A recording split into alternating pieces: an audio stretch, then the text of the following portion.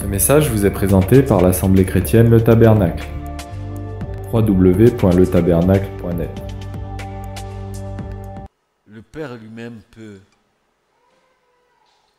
élever des complaintes. Il peut avoir des déchirures dans son cœur à cause de son peuple.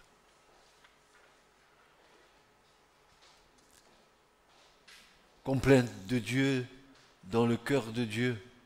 Dieu qui se lamente, qui se plaint, qui dit ceci.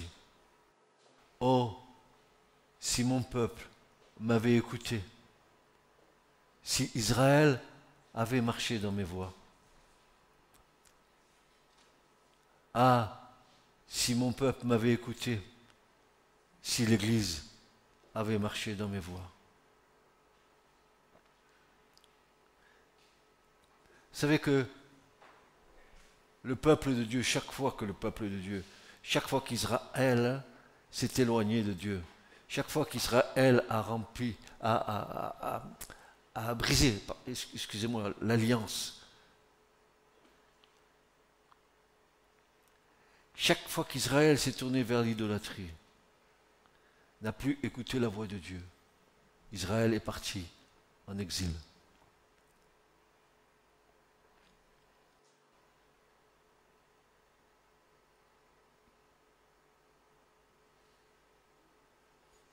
Qui au milieu de nous, s'il a l'Esprit de Dieu, n'est pas contristé dans son cœur de voir la situation dans laquelle se trouve l'Église du Seigneur? Et je ne suis pas pessimiste, je suis réaliste. Et ça fait des années que je pose des questions au Seigneur, pour lesquelles j'ai des réponses.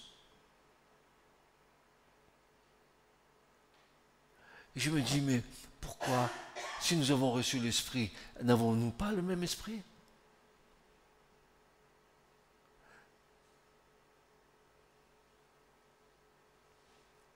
Quelle complainte, quelle déchirure du cœur de Dieu devant un peuple insensible au désir de Dieu d'être écouté et surtout de prêter l'oreille à sa parole. Frères et sœurs, je voudrais faire une différence ce matin entre écouter et prêter l'oreille.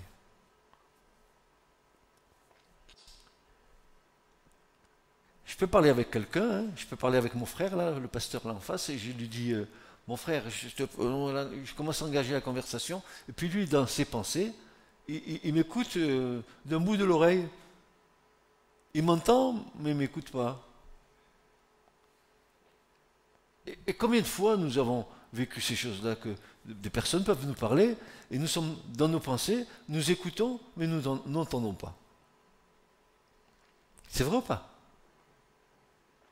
Alors il y a un prophète, vous le connaissez ce prophète, le prophète Samuel, qui va nous dire cette chose. Oh lui, il avait compris. 1 Samuel 15, 22, il va nous dire ceci. L'Éternel prend-il plaisir aux holocaustes et aux sacrifices, comme à ceux qu'on écoute la voix de l'Éternel? Voici, écouter est meilleur que sacrifice, prêter l'oreille meilleur que la graisse des béliers. Qu'est-ce qu'il veut nous dire là? Il dit que prêter l'oreille, c'est bien mieux qu'écouter. Et si je suis poli, et si je veux parler, je vais faire en sorte de bien t'écouter. Je vais prêter l'oreille. Et en prêtant l'oreille, je vais être enrichi par toi, béni par toi, surtout si on partage sur la parole. Et Samuel nous dit que c'est meilleur que la graisse des béliers. Il est en train de nous dire que prêter l'oreille à la parole de Dieu, c'est l'onction de Dieu qui vient sur nous. La graisse des béliers. L'onction. L'onction. Une parole ointe. Je me rappelle de mon frère David, le roi, le doux psalmiste d'Israël, qui disait ceci. Tu as élevé ma corne comme le buffle et tu m'as oint d'une huile fraîche. Et dans le texte hébraïque, c'est pas tout à fait ça. Oui, tu as élevé ma corne comme le buffle. Oui, tu m'as donné de la puissance pour gagner des batailles. mais tu m'as oint d'une huile fraîche, c'est un peu différent. C'est un verbe spécifique en hébreu, qui est le vrai balal. Et balal en hébreu, c'est un verbe qui est spécialement attribué au pétrissage de la fine fleur de farine pour l'oblation qu'on présente à l'Éternel. En fait, David, il disait, tu m'as pétri du Saint-Esprit. Je dégouline de l'Esprit. Je suis rempli de l'Esprit. Et ce que nous devrions être les uns et les autres, remplis du Saint-Esprit. Soyez toujours remplis du Saint-Esprit, dira Paul. Soyez toujours remplis. Comment? Eh bien, en vous entretenant par des psaumes, en lisant la parole, en vous édifiant les uns les autres, pas en cancanant les uns sur les autres, mais en faisant des exercices spirituels qui sont agréables à Dieu et qui vont nous fortifier. Donc, Samuel nous dit, je vous donne un conseil, prêtez l'oreille à la voix de Dieu. Ne faites pas qu'écouter, prêtez l'oreille. Et l'Éternel, il continue. Il va nous dire, non, ça ne me suffit pas. L'Éternel me dit, parce que ce peuple s'approche de moi, de sa bouche, et qu'ils m'honorent de leurs lèvres, et que leur cœur est éloigné de moi, et que la crainte de moi est un commandement d'homme enseigné.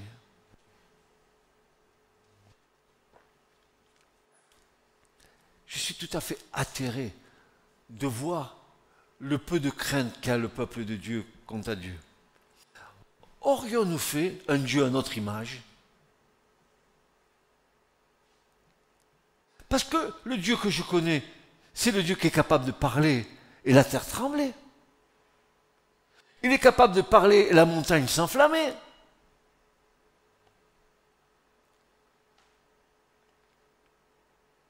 Et nous sommes arrivés à un tel stade. Jésus, c'est mon pote. Jésus, c'est mon copain. Jésus, c'est mon truc. Jésus, c'est mon machin. Oh, nous n'avons rien compris.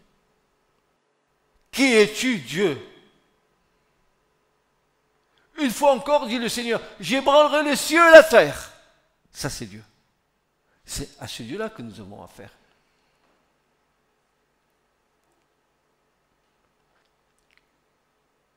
Et Dieu continue. Il est persévérant, Dieu. Vous savez, il n'est pas comme nous. Hein. Dieu est persévérant. Et par la bouche de Jérémie, il nous dira ceci. Dans Jérémie 2,13, il nous dira, car mon peuple a commis un double mal. Il m'a abandonné, moi, la source d'eau vive. Il s'est creusé des citernes, et des citernes fendues qui ne retiennent pas l'eau.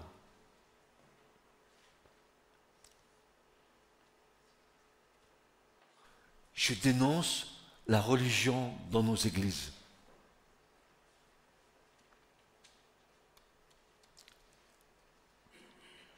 Je dénonce l'habitude religieuse qui fait que nous venions dans cet endroit poser nos fesses sur une chaise pour dimanche après dimanche vivre un rituel dans lequel nous nous confortons alors que le peuple est là.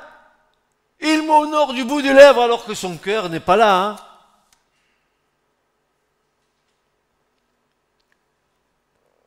Mais quelle tristesse!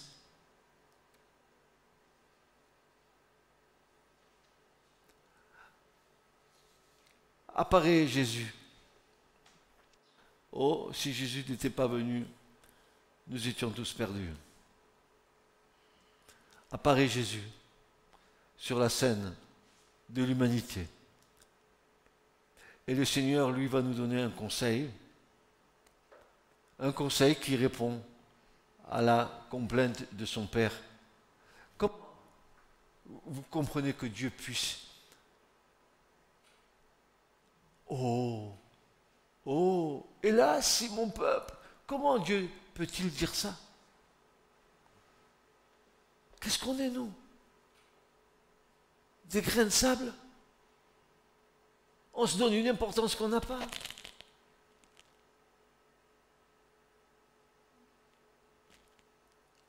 Et Jésus va nous donner un conseil dans l'excellence pour nous aider à trouver le chemin qui mène à Dieu lui-même. Dans Jean 5, 39, Jésus va nous dire ceci. Sondez, ou plutôt scrutez les Écritures, car vous estimez avoir en elles la vie éternelle, mais ce sont elles qui rendent témoignage de moi, déclara Jésus. En fait, frères et sœurs, que signifie, vous êtes penchés sur ce passage, que signifie cette expression qui sort de la bouche de Christ, ce fameux sondé que chacun interprète à sa façon? Que veut-il nous enseigner? Regardez bien, les paroles de Dieu sont inspirées de Dieu. Toute parole est inspirée de Dieu. Nous allons comprendre ce que Jésus veut nous dire là. Parce que ce n'est pas seulement sonder, alors on va se mettre à lire. Non, regardez ce qu'il y a dedans. Regardez, nous allons voir. Nous allons sonder nous aussi. Le verbe que l'Écriture emploie ici, le verbe grec, euronao, en grec, signifie chercher, examiner et sonder. Chercher, examiner et sonder.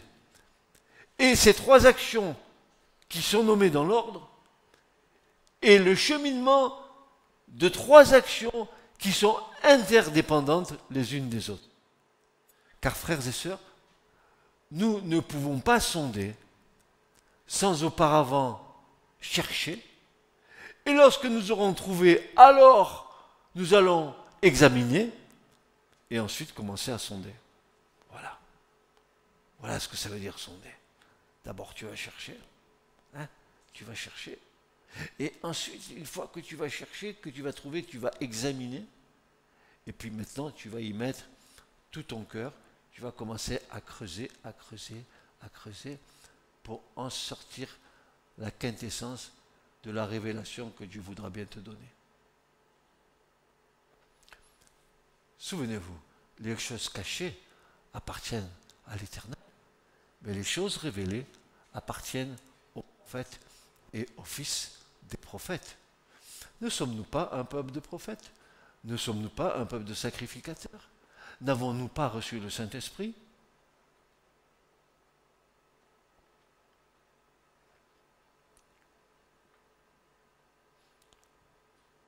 Mais une curiosité est aussi dans le texte original en grec, qui ne nous est pas rendu dans nos traductions. Ce verbe, euronao, a deux formes verbales. Une voix active à l'indicative et une autre voix active à l'impérative. Ça veut dire que quand Jésus dit sonder, c'est un ordre.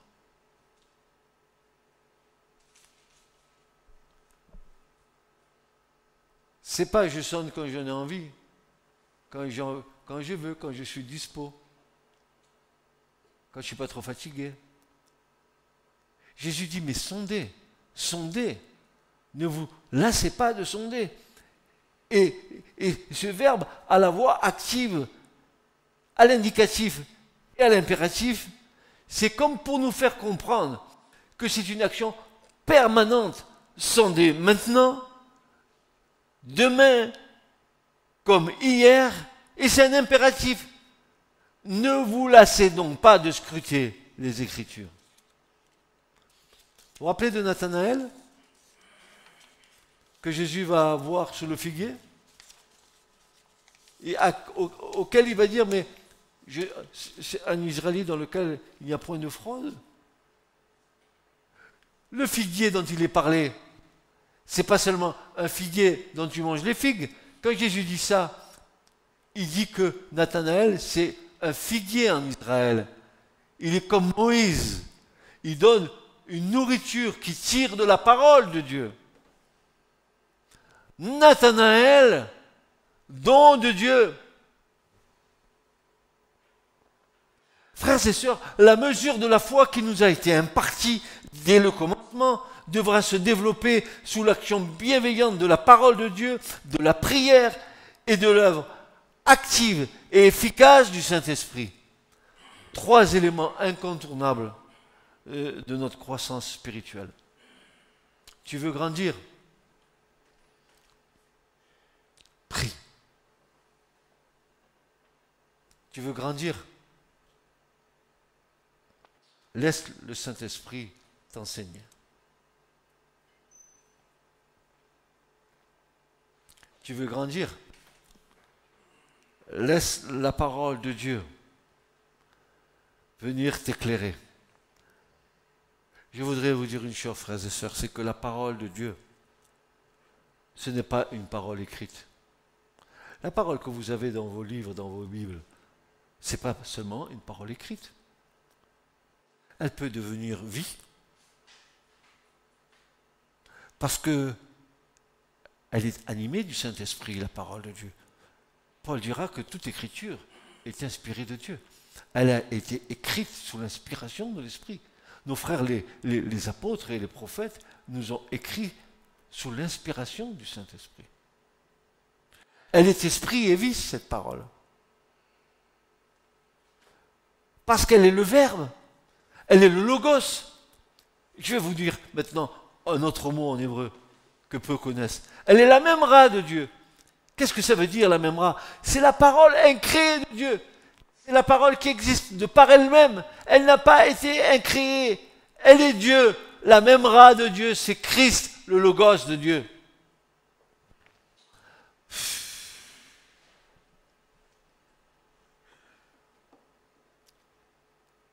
La parole est créée de Dieu qui était dès le commencement et par laquelle tout a été créé, les choses qui sont sur la terre et les choses qui sont dans les cieux.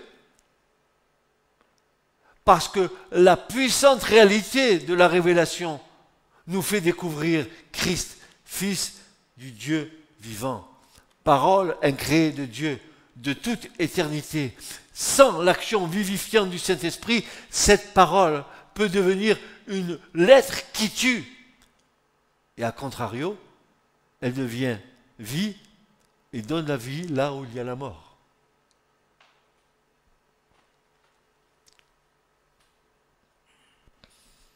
Jésus dira, mes paroles sont esprit et vie. La vie qui coule. Tout à l'heure, Dieu disait, vous avez abandonné la source des eaux vives. Du sein de Jésus jaillit l'eau rafraîchissante de l'Esprit Saint. Le feu qui t'enflamme. Je ne parle pas d'exercice religieux, ni de rite religieux. Je parle de cœur enflammé pour le Seigneur. Je parle de cœurs vraiment qui ont été visités par le Saint-Esprit. Et je dis ce matin que si tu n'y as pas eu un toucher de Dieu dans ta vie, si vraiment le toucher de Dieu n'a pas transformé ta vie, pose-toi la question de ta conversion.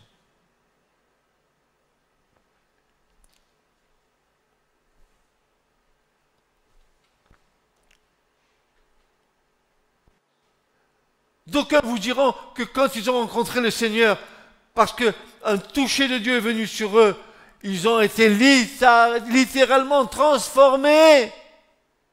Ils sont passés des ténèbres à la lumière.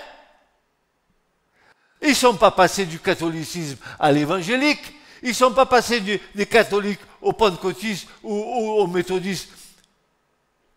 Ils ont reçu le sceau de Dieu d'en haut, pas d'en bas. Et la vie est transformée. Et l'intelligence est renouvelée. Et la perception de la parole de Dieu s'agrandit. Je crains fort que beaucoup de conversions soient de fausses conversions. Nous en avons fait des adeptes de nos doctrines d'église ou des adeptes de nos mouvements d'église, mais on ne les a pas demandé, on les a pas amenés à dépendre de Jésus et de Jésus seul. On les amenait à dépendre des pasteurs, des anciens, de l'organisation ecclésiastique de l'Église, sauf que on ne leur a pas dit vraiment. Et l'homme, il préfère dominer l'homme, vous comprenez bien. Mais lorsqu'on est dépendant du Seigneur, frères et sœurs, c'est différent. Qui ce matin pourrait dire au milieu de nous ce que cet homme qui est en train de prêcher dit la vérité? Qui ce matin pourrait dire au milieu de nous, j'ai reçu un toucher de Dieu et ça a vraiment transformé ma vie?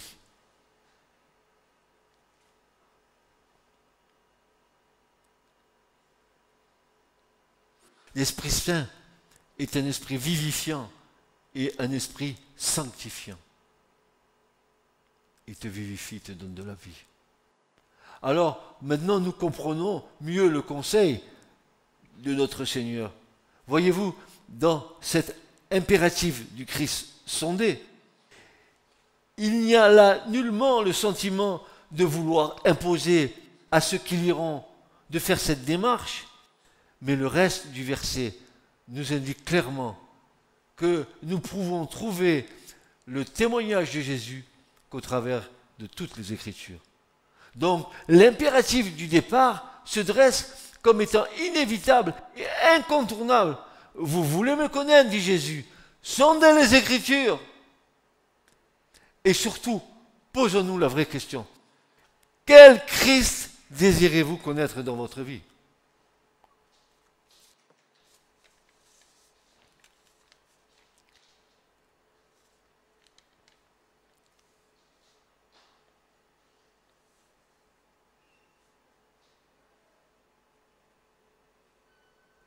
Pourquoi Jésus insiste pour nous transmettre ce message? Ou plutôt ce conseil spirituel? La réponse en est simple. Parce que le témoignage de Christ est l'esprit de la prophétie. Amen, amen, amen. Le témoignage de Christ est l'esprit de la prophétie. Apocalypse 19, 10. Oui, dit Jésus. Sondez les Écritures, car c'est elles qui rendent témoignage de moi. Ainsi, nous ne pouvons découvrir le témoignage de Christ que par l'esprit de la prophétie. L'esprit de la prophétie. Mais qu'est-ce que l'esprit de la prophétie, frères et sœurs? Qu'est-ce que c'est que l'esprit de la prophétie? Il est le moyen de communication de Dieu pour nous transmettre sa parole. Hébreux 1, verset 1. Dieu ayant autrefois et à plusieurs reprises et en plusieurs manières parlé à nos pères, par qui? Par les prophètes. Pierre va rajouter dans 2 Pierre 1, 21, car la prophétie n'est jamais venue par la volonté de l'homme, mais de saints hommes de Dieu ont parlé comme étant poussés par l'Esprit Saint.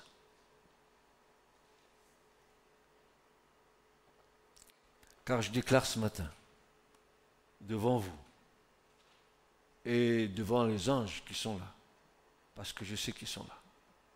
Voyez, on n'est pas nombreux, mais je sais qu'il y a des anges ici, au milieu de nous. Et je bénis le Seigneur pour cette présence. Voilà ce qu'il est dit. Car les saintes Écritures, dans la totalité de son corpus, est parole prophétique inspirée de Dieu. Du commencement de Béréchit, de Genèse, jusqu'à l'amen de l'Apocalypse, à la fin du livre, tout est oui et amen et tout est prophétique.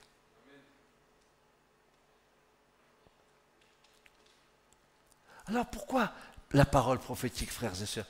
Comprenons ensemble. On veut demander un peu d'intelligence au Seigneur ce matin. Car la parole prophétique contient en elle-même le présent, le futur. Elle était même dans le passé. N'est-il pas dit, je suis le même hier, aujourd'hui et éternellement? C'est-à-dire que c'est l'actualisation permanente de la parole de Dieu. La parole de Dieu qui est là. Vous prenez Genèse chapitre 1, verset 1. Elle est figée depuis des siècles. Mais elle est vivante. Elle est capable de nous parler pour aujourd'hui. Vous le croyez ça? Et moi je le sais que oui, hein. Je sais que oui.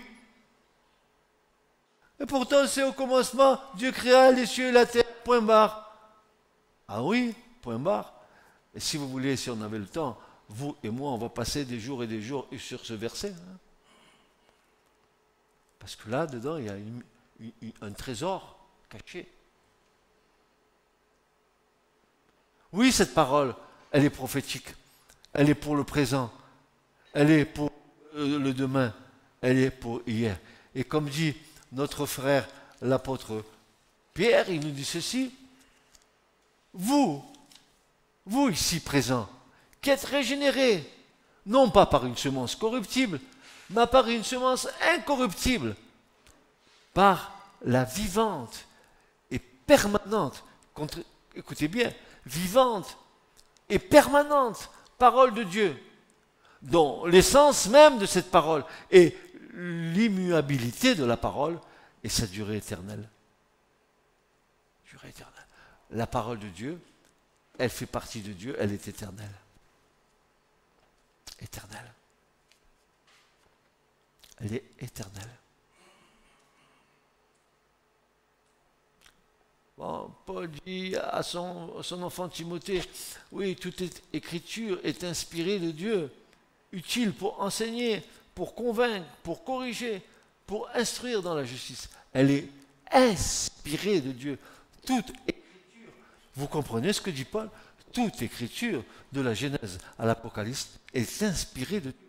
Ça veut dire quoi?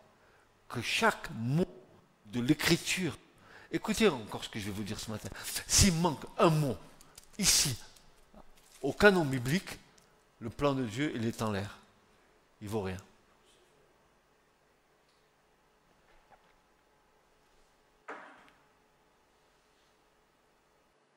Malheur à celui qui enlève et malheur à celui qui retranche, dira l'Écriture. Vous croyez qu'on est devant une religion de pépère? Vous croyez qu'on est devant une religion d'habitude? Une religion religieuse? Mais est-ce que vous avez connu le feu et l'amour de l'esprit quand il vient dans une vie et que tu as été déchiré, foulé, jeté aux pieds, alors que le psalmiste nous dit, alors que j'étais comme une spirale et que je descendais,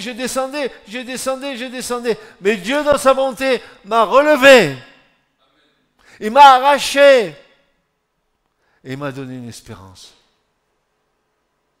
Ça, c'est des conversions.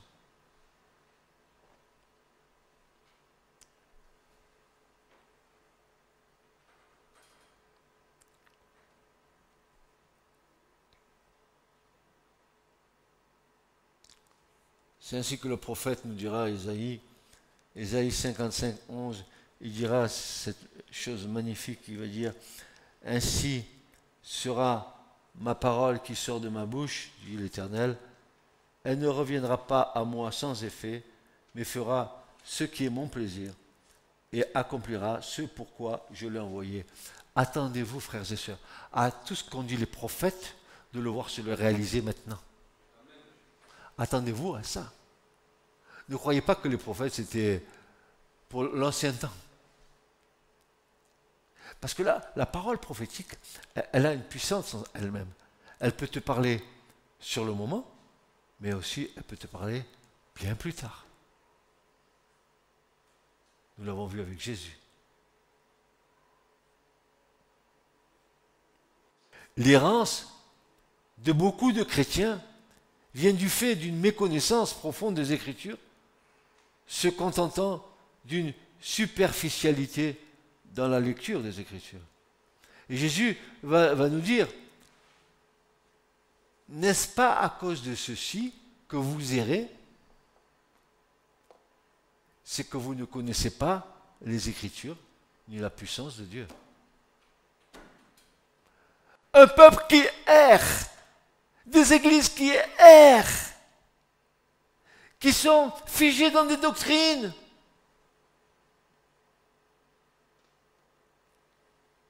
Mais la parole de Dieu, c'est pas la statue de sel de la femme de Lot. La parole de Dieu, elle est constamment en mouvement, créant, donnant la vie.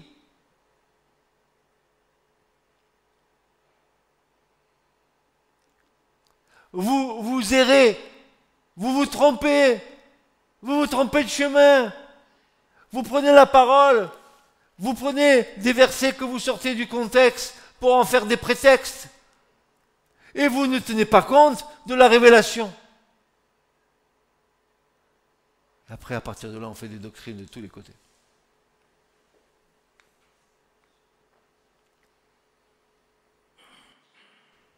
Voyez-vous, lorsque Jésus expliquait les Écritures, elle-même témoignait que celles et ceux qui écoutaient la parole et les paroles de grâce sortant de la bouche de Jésus, ces paroles allumaient un feu en eux. Les paroles de Dieu doivent allumer un feu en toi. Jésus l'a dit, je suis venu, mais je suis venu jeter le feu sur la terre. Et que veux-je si déjà il est allumé? Souvenez-vous, les disciples d'Emmaüs, au retour de Golgotha, ils rentraient à Emmaüs. Je vous signale que c'était les oncles de Jésus, hein, à toute fin utile. Ouais. Et Jésus se présente devant eux, mais accablés par la douleur, ils n'ont pas reconnu Jésus. Et Jésus leur a parlé. Et quand il leur a parlé, alors là, la parole de Jésus a accompli son œuvre. Et ces mêmes disciples vont dire ceci, nos cœurs ne brûlaient-ils pas lorsqu'il nous expliquait les Écritures? Est-ce que ton cœur brûle, mon frère? Est-ce que ton cœur brûle quand la parole de Dieu vient en toi pour accomplir son œuvre? Comme elle doit brûler en moi, mon frère. Il faut que la parole de Dieu fasse de nous des brandons, des tisons.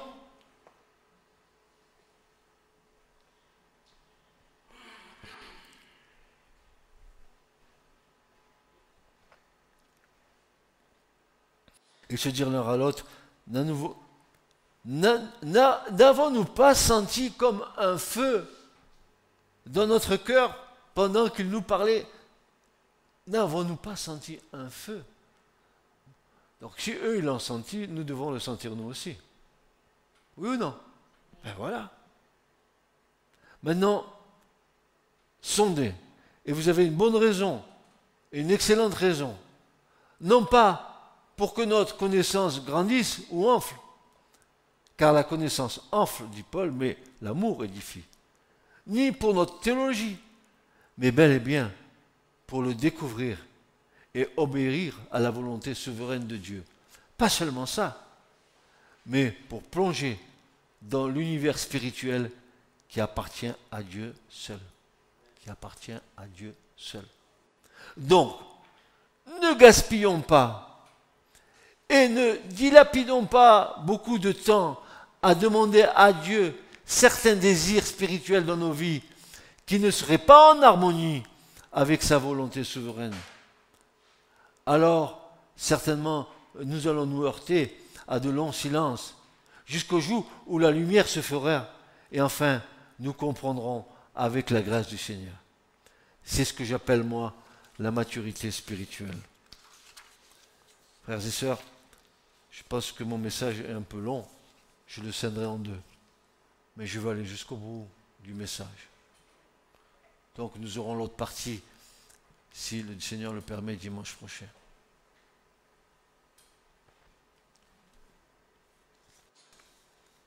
Mon désir, ton désir, n'est pas ce que je souhaite, mais un élan de l'esprit créateur de ce désir en moi. Et non pas ce que je souhaite pour ma vie. David avait compris quand il s'exclamait « Fais de l'Éternel tes délices, tes désirs, et il te donnera ce que ton cœur désire. » N'inverse pas les priorités. N'exprime pas le désir de ton cœur et mettre Dieu après, mais Dieu avant, et il répondra. Fais de l'Éternel quoi? Tes délices, tes désirs, ton désir.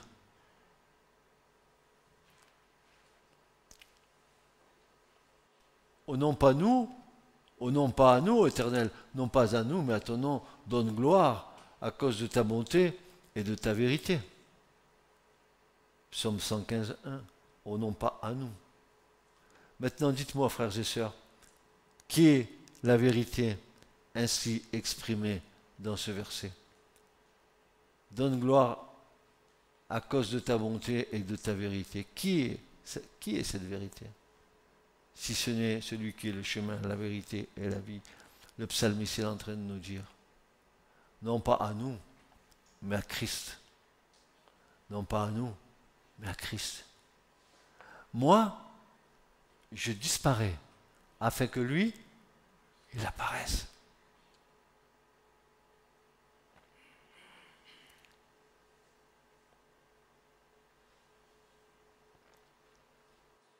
Car la pensée de la chair, elle est inimitié contre Dieu. Le mot grec est plus fort que ça. Le mot ektra en grec veut dire elle est ennemie de Dieu. La chair est ennemie de Dieu. La chair est ennemie de Dieu. Paul le dit dans Romains 8. Regardez les Écritures, vous verrez bien. Et puis, heureusement, regardez, la grâce que nous avons tous ici ce matin. Regardez, le Saint-Esprit nous a été donné, afin que nous ne fassions pas ce que nous voudrions faire, car l'Esprit lutte contre la chair, et la chair lutte contre l'Esprit, afin que nous ne fassions pas ce que nous voudrions faire. Merci pour le Saint-Esprit qui nous aide, Seigneur. Merci pour le Saint-Esprit. Quand j'ai un désir en moi qui n'est pas un bon désir, l'Esprit de Dieu, allez, tu as vu, l'ambulance, ça commence le truc commence à tourner en haut. Attention, attention, attention, attention. Danger. Le Saint-Esprit nous garde. Hein, frères et sœurs, le Saint-Esprit nous garde. Mais on n'a pas compris, on est bête, on n'a pas compris l'Écriture, on n'a pas compris que si le Saint-Esprit nous a été donné, c'est pas tellement que nous parlions en langue, c'est merci pour tout ça, Seigneur, merci. Je ne suis pas contre, je suis pour à 100%, mais c'est pas ça le principal. C'est pas ça le principal. Le principal, c'est que l'Esprit qui est en nous nous garde. Oui, il nous garde. Afin que nous ne fassions pas ce que nous voudrions faire. Comment se fait-il que les chrétiens font n'importe quoi? Je suis rempli du Saint-Esprit. Et tu fais n'importe quoi? Non, non, c'est pas moi que tu vas raconter ta salade.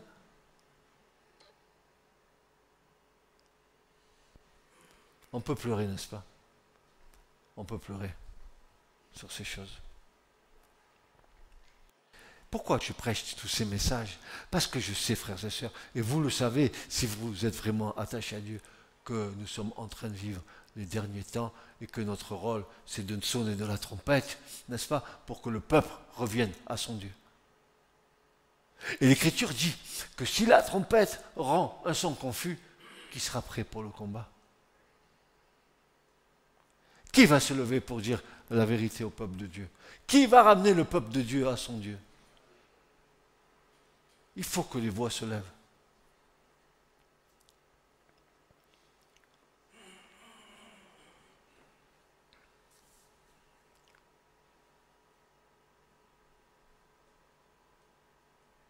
La chair s'oppose à la volonté souveraine de Dieu. Dans tous les cas, cette volonté souveraine de Dieu à notre égard va nous révéler l'inimitié et l'incirconcision de nos cœurs. Frères et sœurs, ce que je veux être n'est en aucun cas le souhait de Dieu. Mais là, par la grâce de Dieu, je suis ce que je suis. Ça oui. Oui, je suis ce que je suis. Je ne suis pas ce que je veux être. Je suis celui que lui veut que je sois. Vous avez vu la différence? Pas moi, lui, en moi. Pas moi, lui, en moi. Mes désirs les plus légitimes ne peuvent être pour moi seul. Car l'égoïsme est une notion étrangère à la parole de Dieu.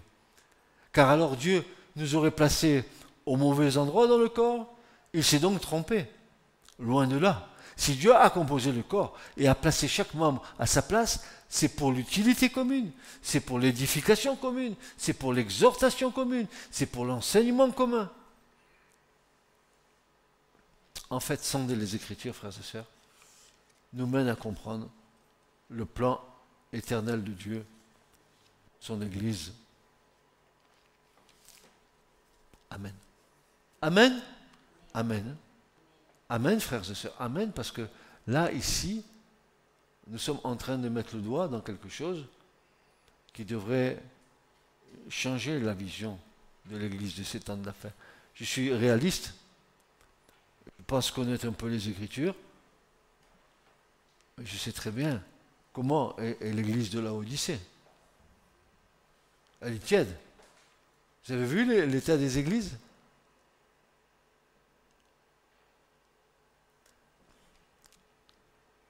Et si le Seigneur n'agit pas pour sauver ce qui peut être sauvé,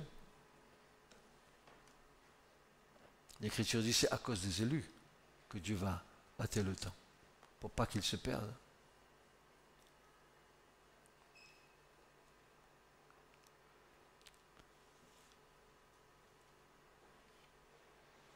Je vais rester sur une seule chose, frères et sœurs, une seule, qui détermine tout ça. Et la question que nous nous posons, suis-je né de nouveau? Y a-t-il quelque chose qui a changé dans ma vie? Parce qu'il faut que nous soyons reconnus par les fruits que nous portons, n'est-ce pas?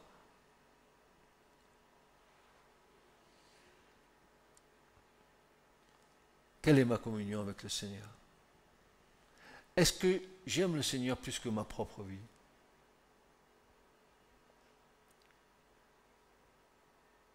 Chacun répondra à ces questions.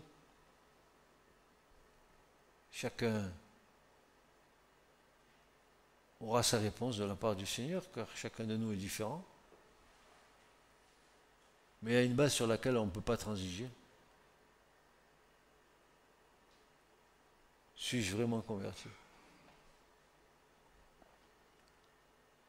Au sens des Écritures, bien sûr.